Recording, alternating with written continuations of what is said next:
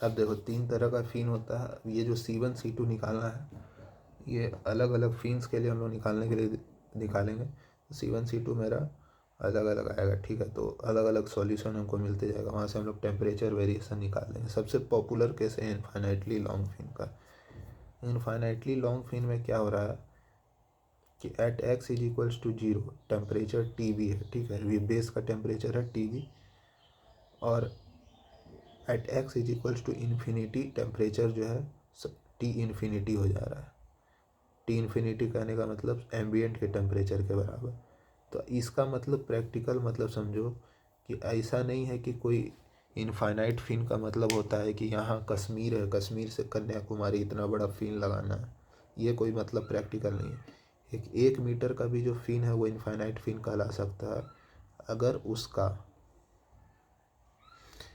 Tip का जो temperature है वो एम्बियंट के टेम्परेचर के बराबर हो जाए, ठीक है।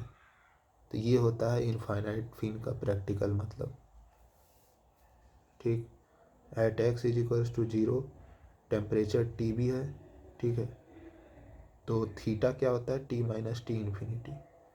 तो टी के जगह TB रख देंगे तो थीटा क्या हो जाएगा, थीटा भी हो जाएगा TB माइनस टी इन्फिनिटी, या ये हो जाएगा at x equal to infinity T infinity minus T infinity 0 हो जाएगा, थीटा हो जाएगा 0, ठीक है।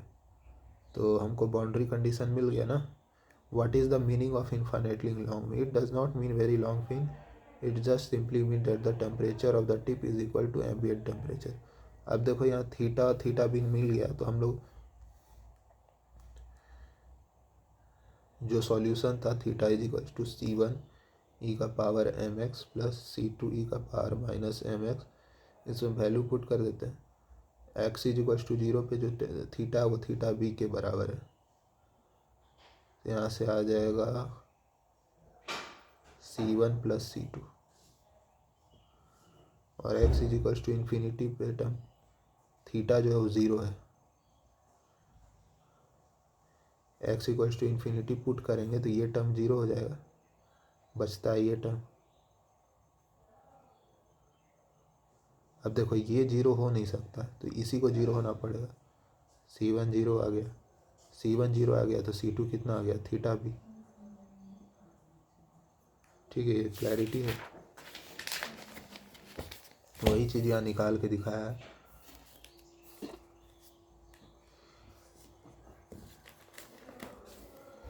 कि C1 थीटा 0 आ गया, C1 प्लस C2 थीटा भी आया, और C2 जो है थीटा भी के बराबर आ गया क्योंकि C1 0 हो गया, ठीक है। तो यहाँ से जो मेरा इक्वेशन आया theta is equal to theta B E to the power minus mx, C1 वाला पार्ट तो 0 हो गया, theta by theta B is equal to E का power minus mx।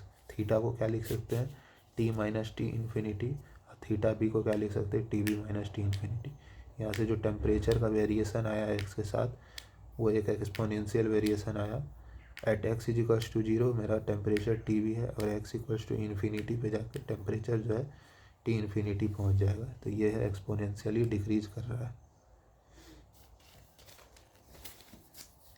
Rate of heat transfer निकालना है, तो ये देखो ये थोड़ा समझ लेते हैं। रेट ऑफ हीट ट्रांसफ़र निकालना है तो ये देखो कि फ़ीन में कितना रेट ऑफ हीट ट्रांसफ़र हुआ, जितना ये वॉल जो है वो इस फ़ीन को दिया होगा at x is equals to 0 heat, जितना वो वॉल जो है कंडक्शन के थ्रू हीट जो है रिलीज़ किया होगा, वही ये फ़ीन जो है डिसिपेट किया होगा कन्वेक्शन के थ्रू और कंडक्शन के थ्रू अपने अंदर। ये तो क्लैरिटी है ना कि हीट तो कहीं जाएगा नहीं ना, हीट तो कहीं लॉस्ट थोड़ी होगा। तो जितना हीट अंदर आया वही हीट तो बाहर फ़ीन में रिलीज़ हुआ और फ़ीन के अंदर गया। तो वही चीज़ है यहाँ लिखा हुआ कि क्यू डॉट फ़ीन के अंदर जो रेट हीट का है वो conduction heat at x is equals to 0 है। मान लो जैसे यहाँ पे 100 यूनिट का हीट आया, तो फ़ीन में कितना हीट ट्रांसफ़र हुआ, 100 यूनिट का। तो Q dot fin is equal to Q dot conduction at x equals to 0। Conduction heat transfer लिखने के लिए माइनस का KAC लिख लेंगे। AC कौन सा एरिया है, क्रॉस सेक्शनल एरिया जो कि हीट ट्रांसफ़र के परपेंडिकुलर है।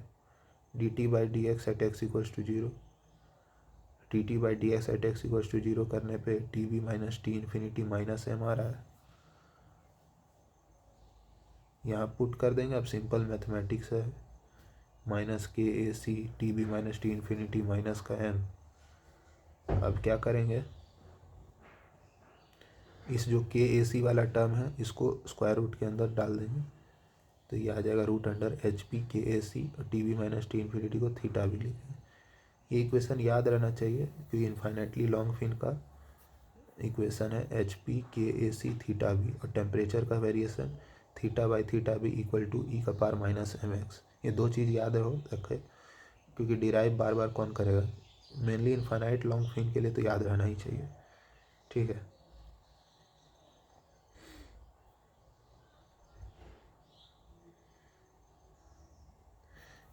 ये D T by D X equal to ये कहाँ से आया पता चला, ये जो टेम्परेचर का वेरिएशन यहाँ निकाले हैं इसी को डिफ्रेंशिएट किए। हाँ, उसमें X is equal to zero put कर दिए, बस अब यहाँ पुट कर दिए।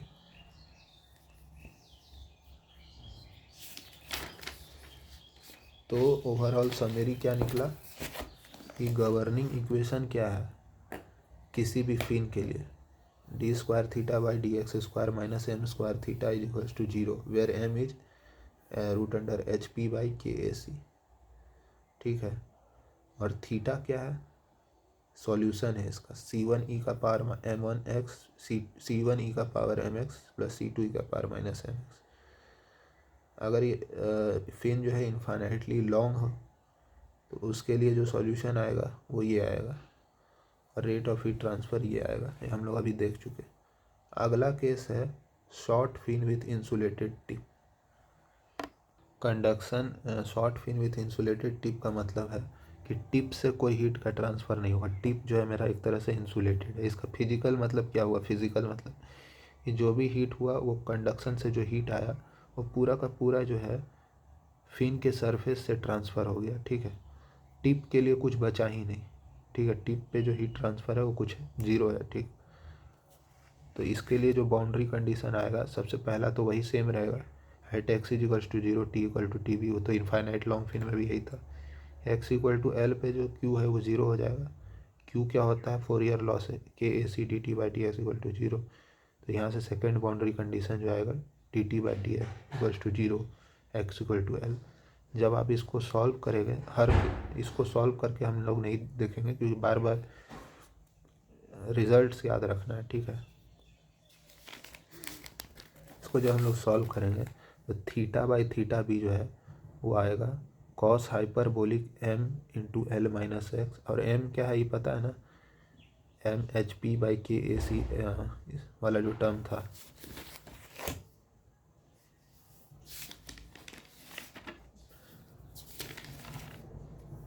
एम यहाँ पर देख लो H P by K A सी।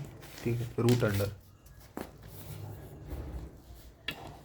ठीक है, तो cos hyperbolic M into L minus X divided by cos hyperbolic M L.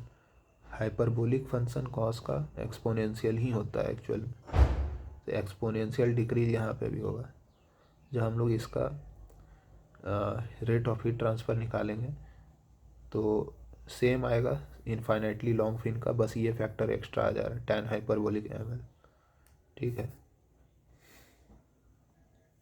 अब लास्ट केस है कि short fin with insulated without insulated tip. इसमें कुछ नहीं है, इसमें भी वही चीज़ है कि एक्स इक्वल्स टू जीरो पे जो टेम्परेचर होगा वो टी बी के बराबर होगा, और जो एक्स इक्वल्स टू एल पे जो कंडक्शन से जो हीट ट्रांसफ़र हो रहा है वो पूरा एम्बियंट में जा रहा है, तो conduction heat transfer is equal to convection, जो हीट कंडक्शन से गया टिप टिप तक वो हीट एम्बियंट को रिजेक्ट हो गया।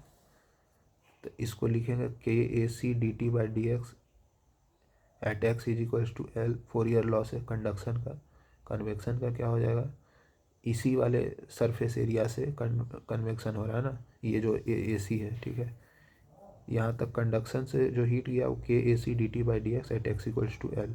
अब कन्वेक्शन से जो एम्बियंट को जा रहा है H A C T L minus T infinity, यहाँ से D T by D X at X equals to L जो है वो यहाँ पे हम निकालेंगे तो आएगा minus H into T L minus T infinity by K. ये एक्यूरेट। अब यहाँ से ये दो बाउंड्री कंडीशन लगा के हम लोग सॉल्यूशन निकाल सकते हैं। अब थीटा बाई थीटा बी जो है यहाँ पे एक्यूरेट सॉल्यूशन देखो क्या आएगा, cos hyperbolic M times L minus X by cos hyperbolic M L. ये टर्म तो ऊपर भी यहाँ पे भी सेम था कॉस हाइपर, बस ये एक्स्ट्रा टर्म क्या आ रहा है, H by M K sine hyperbolic M into L minus X divided by H by M K sine hyperbolic M L. ठीक है, ये भी एक्सपोनेंशियल फंक्शन ही है। और हीट ट्रांसफ़र भी निकालेंगे हम लोग यहाँ पे। हीट ट्रांसफ़र भी कुछ इस तरह का ही वेरिएशन आएगा, H P K A C theta B और H by M K tan hyperbolic M L 1/h/m K tan hyperbolic M L. ठीक है, तो ये काफ़ी ये तो एग्जैक्ट रिलेशन है। अब एक अप्रॉक्सीमेट रिलेशन यहाँ पर हम लोग देखते हैं कि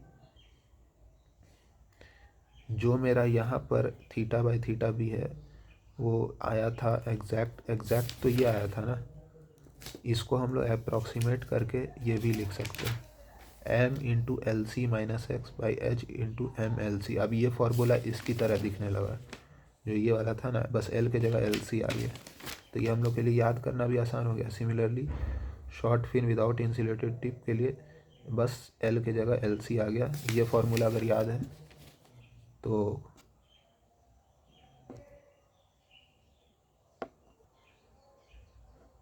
ये फार्मूला अगर याद है तो कोई दिक्कत नहीं है, बस एल के जगह एल सी रख देना है।